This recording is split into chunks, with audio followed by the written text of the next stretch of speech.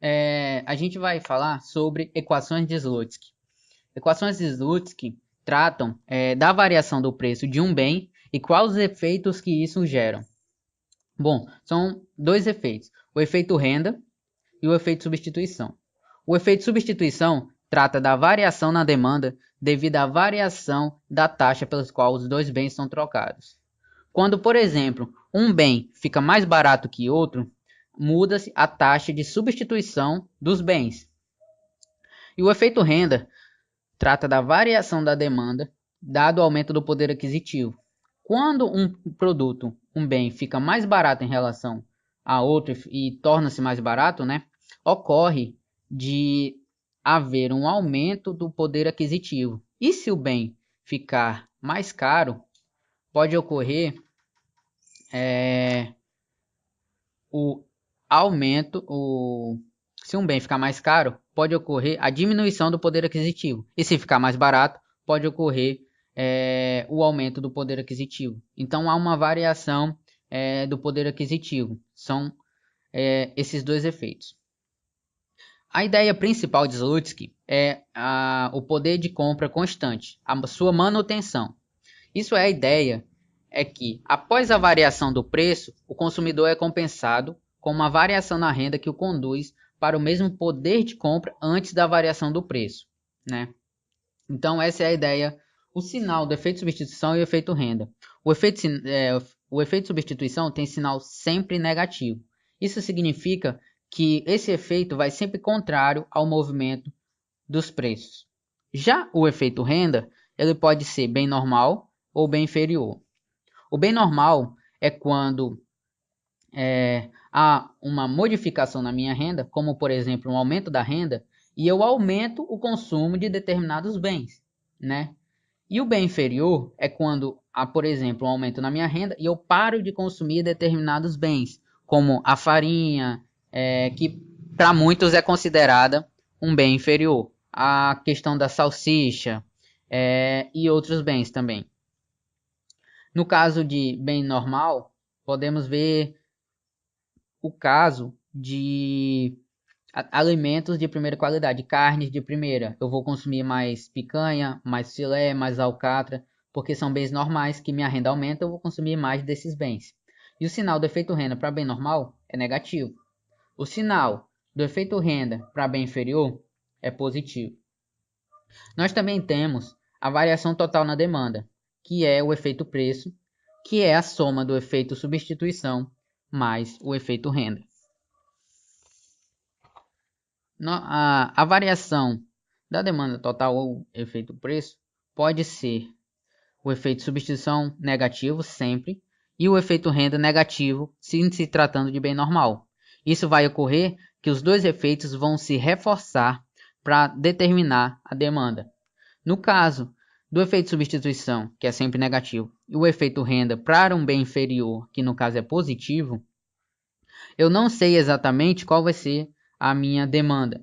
Porém, eu sei que se a magnitude do efeito renda for maior que o efeito substituição, eu tenho bem de Giffen. Isso significa que o aumento do preço do produto vai gerar um aumento na demanda desse produto. E no caso de uma diminuição do preço, vai fazer com que caia a demanda. Então, é um bem que sua demanda não se comporta normalmente. Ela tem inclinação positiva. Já pode ocorrer da magnitude do efeito renda não ser superior ao efeito substituição. Isso acarreta somente um bem inferior. Todo bem de Giffen é inferior. Bom, nós vamos agora calcular a demanda compensada de Slutsky, né? Para isso, nós temos aqui uma função utilidade x2 vezes y, né? E essa equação, eu vou precisar maximizar essa função sujeito à renda m menos pxx menos p de y maior ou igual a zero. Para isso, nós vamos utilizar o seguinte lagrangiano. vezes y mais lambda vezes m menos p de x menos p de y. Bom, a partir disso, nós vamos derivar a equação para x, nós vamos derivar a equação para y e nós vamos derivar a equação para lambda. Então a gente vai derivar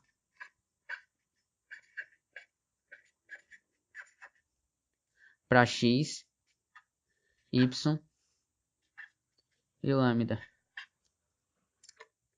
Então derivando para x, nós obtivemos 2xy menos lambda px. Lembrando que o lambda ele vai ser distribuído nessa equação e quando for lambda p de x, a derivada de menos lambda p de x vai ser lambda p de x. E para y a mesma coisa. E para lambda também. Lembrando que quando for fazer a derivada para lambda, o x e o y são constantes. E da mesma forma para x e y. Né? Aí eu vou fazer, eu vou isolar lambda nesse caso e vou isolar lambda nesse caso. E fazendo a igualdade, eu vou obter 2xy sobre p de x vai ser igual a x ao quadrado sobre p de y. E a partir dessa igualdade, eu vou achar dois valores de x. Eu vou achar um valor de x e um valor de y. O valor de x eu vou achar 2y py sobre px. E vou achar y p de x sobre 2py. Esses valores eu utilizo para substituir nessa equação. Então eu tenho que jogar todos esses valores nessa equação para poder achar a equação de demanda ordinária. Então eu vou utilizar a equação m menos p de x. Aí onde tem x eu vou substituir os valores de y que eu encontrei na outra equação. Então os valores que eu encontrei foram 2y py sobre p de x menos p de y igual a zero. A partir daqui eu vou utilizar essa equação e vou isolar o x para saber a equação da demanda ordinária, que vai ser y igual a m sobre 3py. E substituindo os valores na equação, os valores de y, eu vou encontrar os valores de x. Então, substituindo, eu vou encontrar m menos p de x vezes x menos p de y vezes p de x sobre 2py. E isso igual a zero. Eu vou isolar o x e encontrar 2m sobre 3px nessa equação.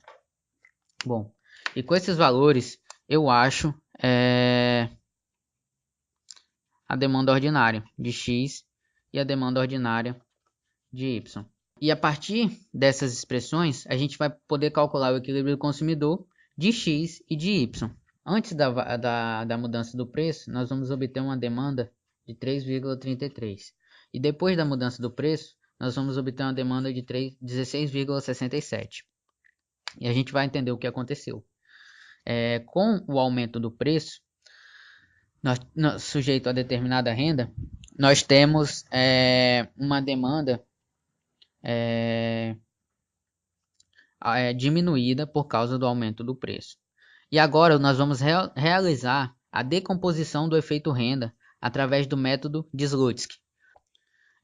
Então a gente vai calcular a variação da renda, que é calculada por x01 vezes p de x2 menos p de x1.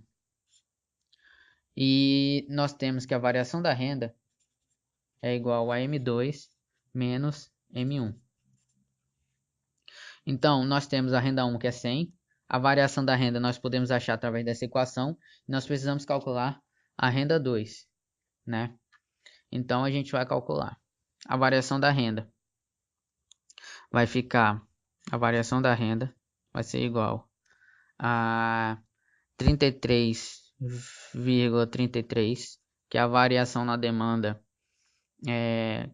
que é o ponto de equilíbrio na demanda inicial antes da variação do preço, vezes a diferença do preço final menos o preço inicial, que é 2. Isso vai dar 66,66. Então, eu tenho a variação na renda, que é 66,66, que vai ser igual a M2 menos a renda inicial. M2 eu vou achar como, passando esse menos 100 para o outro lado, eu vou encontrar 166,66, que é com a compensação de renda. E esse valor de compensação de renda, eu vou substituir na equação de demanda compensada de Slutsky, que eu achei a equação, vai ser 2M2 sobre 3PX. Eu vou utilizar a mesma equação que eu achei antes, só que ao invés de eu utilizar a renda de antes, eu vou utilizar com a compensação. E substituindo os valores, eu vou encontrar 27,77 de o equilíbrio após a compensação da renda. Agora a gente vai fazer a compensação de Slutsky numa parte gráfica, né? Nós temos o preço do bem X aumentando, então nós temos essa reta orçamentária, e o preço do bem X aumenta, diminui a quantidade, né, por causa do aumento do preço do bem X, e a ideia de Slutsky é voltar para o poder de compra inicial, a compensação no poder de compra inicial.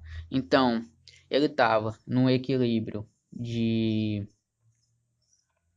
33,33, que era a demanda de equilíbrio inicial que nós calculamos.